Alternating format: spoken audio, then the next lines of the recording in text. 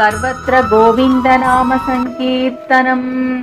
गोविन्द गोविन्द नारायणाखिल गुरो भगवन्नमस्ते।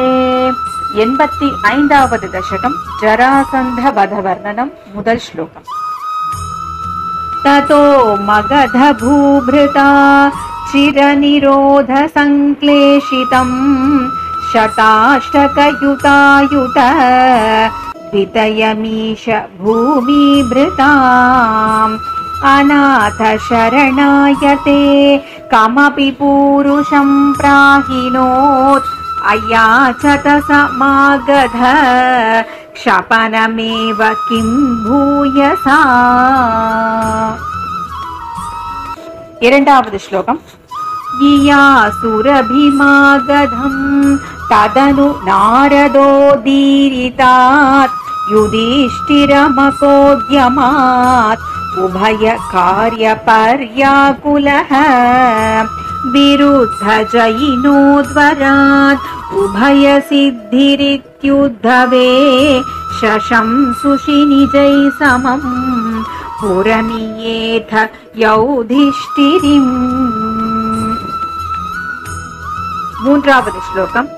अशेष दयितायुते त्वयि समागते धर्मजो विजित्य सहजैर्महीम् भवदपांग संवर्धितैः श्रियं निरुपमां वहन् अहः भक्तदासायितिं भवन्तमयि मागधे प्रहितवान् स भीमार्जुनम्।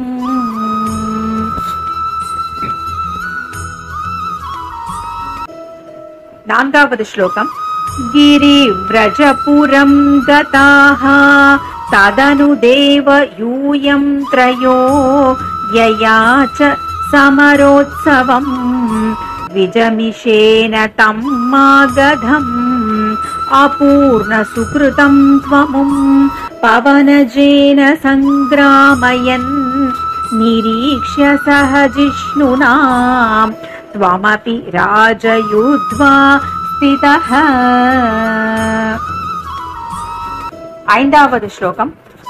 अशान्त समरोद्धतं विटपपाटना संज्ञया निपात्य जरससुतं पवनजेन निष्पाटितं विमुच्य नृपतिन्मुदा समनुगृह्य भक्तिं परां दिदेशितद्रतस्पृहान् अपि च धर्मगुप्त्यै भुवः।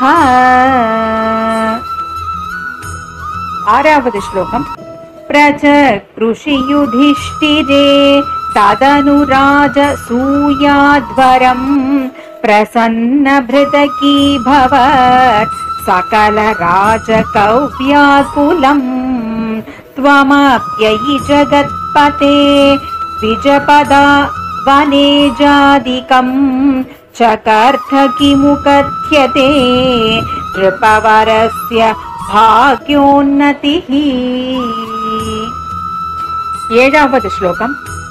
ततः सवनकर्मणि प्रवरमग्रह्य पूजाविधिं विचार्य सह देववाक् अनुगतः स धर्मात्मजः व्यधत्त भवते मुदा सदसि विश्वभूतात्मने तदा ससुरमानुषम् भुवनमेव तृप्तिं दधौ।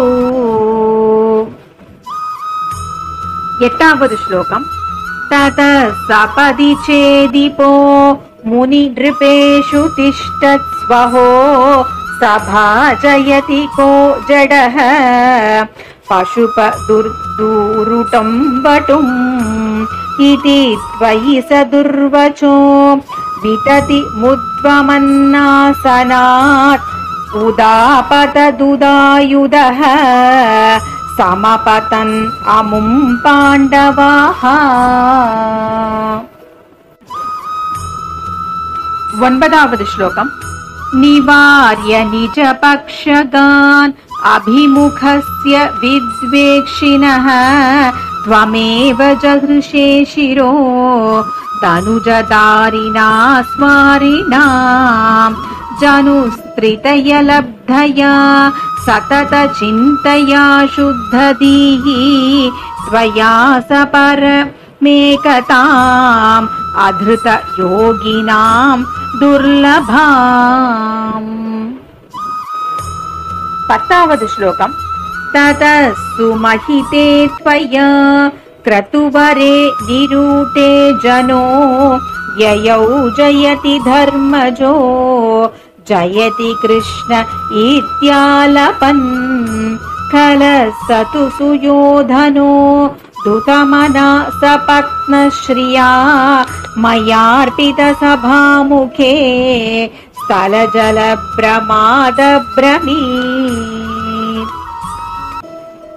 कडेसी श्लोकं 11వ శ్లోకం तदा हसितमुत्थितं द्रुपद नन्दना भीमयोः अपाङ्गकलया विभो किमपि तावदुज्जृम्भयन् धराभर निराकृतौ सपदि नाम बीजं वपन् जनार्दन मरुत्पुरी निलय पाहि मामामयात्।